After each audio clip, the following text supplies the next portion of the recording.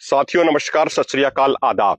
2 दिन पहले भाजपा के एक बड़े नेता ने बयान दिया था कि मोदी जी पानी से ट्रेन चलाएंगे। तो ये सुन के मेरे मन में भी उत्सुकता जागी, क्योंकि अब तक जितनी भी ट्रेनें चल रही हैं उनके अंदर या तो डीजल वाला इंजन है या फिर बिजली वाला इंजन है। तो भाई पानी से ट्रेन कैसे चल जाएगी? तो इस विषय पे मैंने कुछ पढ़ाई करी, कुछ पढ़ा, कुछ समझा, और जो समझा वो आपसे साझा कर रहा हूं।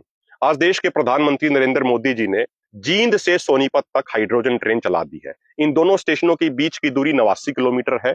इसके बीच में 12 स्टेशन पड़ेंगे जहां पे ये ट्रेन रुकेगी, और 24 घंटे में ये 2 राउंड ट्रिप करेगी। यानी ये ट्रेन जींद से चलेगी, फिर सोनीपत जाएगी, फिर सोनीपत से जींद, उसके बाद जींद से सोनीपत, और फिर सोनीपत से जींद।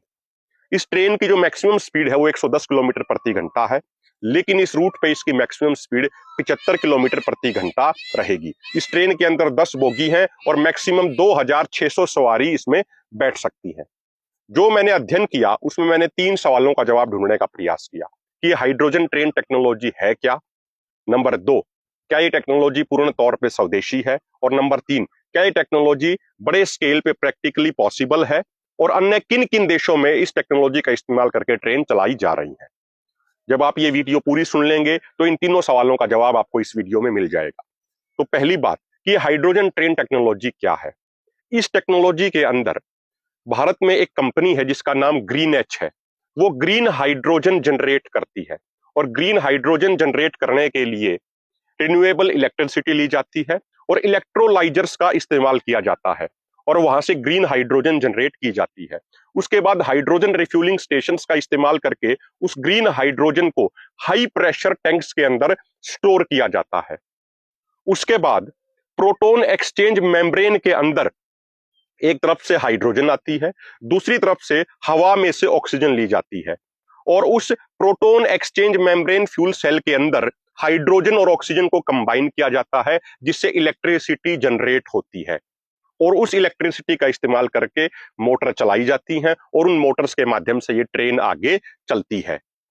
इस हाइड्रोजन ट्रेन के अंदर 1200 किलोवाट के हाइड्रोजन प्रोपल्शन सिस्टम लगे हुए हैं। इस ट्रेन के अंदर 2 ऐसे प्रोपल्शन सिस्टम लगे हुए हैं।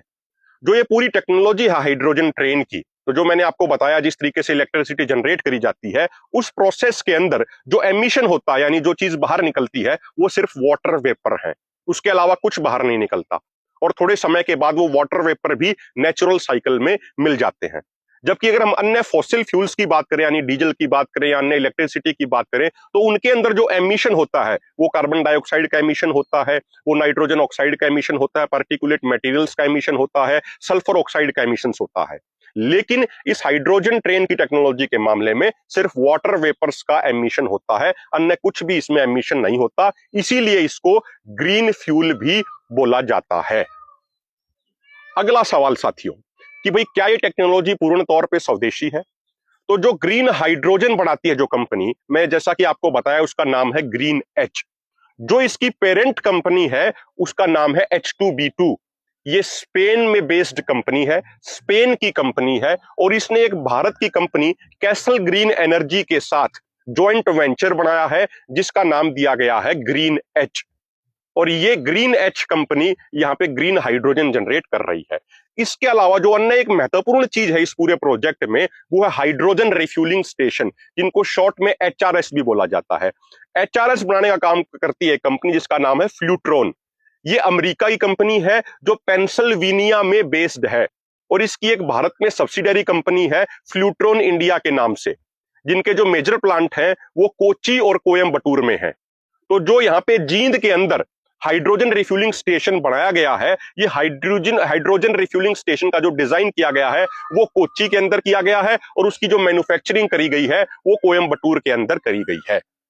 तो फैक्ट्स मैंने आपके सामने रख दिए, और फैक्ट्स ये बता रहे हैं कि इस पूरी टेक्नोलॉजी की मैन्युफैक्चरिंग और डिजाइनिंग तो भारत में हो रही है, लेकिन जो ये टेक्नोलॉजी डेवलप करी गई वो स्पेन की H2B2 कंपनी ने करी, उसका इस्तेमाल हम यहाँ पे कर रहे हैं, और अमेरिका में बेस्ड फ्लूट्रॉन कंपनी की टेक्नोलॉजी का इस्तेमाल भी कर रहे हैं, जो फ्लूट्रॉन कंपनी ने ये पूरी टेक्नोलॉजी डेवलप करी। तो अब आप फैसला कर लीजिए कि ये टेक्नोलॉजी पूर्ण तौर पर स्वदेशी है या नहीं, या सिर्फ और सिर्फ मैन्युफैक्चरिंग और डिजाइनिंग यहाँ पे करी जा रही है। इसका फैसला आप खुद कर लीजिए।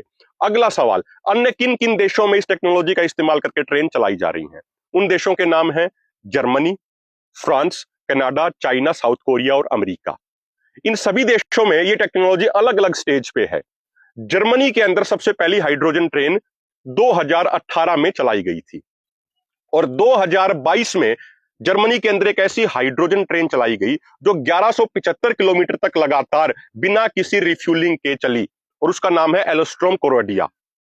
इसके अलावा जापान में भी इस ट्रेन के ऊपर अभी प्रयोग चल रहे हैं, एक्सपेरिमेंट चल रहे हैं और वहां पे ये कहा जा रहा है कि 2027 के आखिर तक पहली हाइड्रोजन ट्रेन चलाई जाएगी।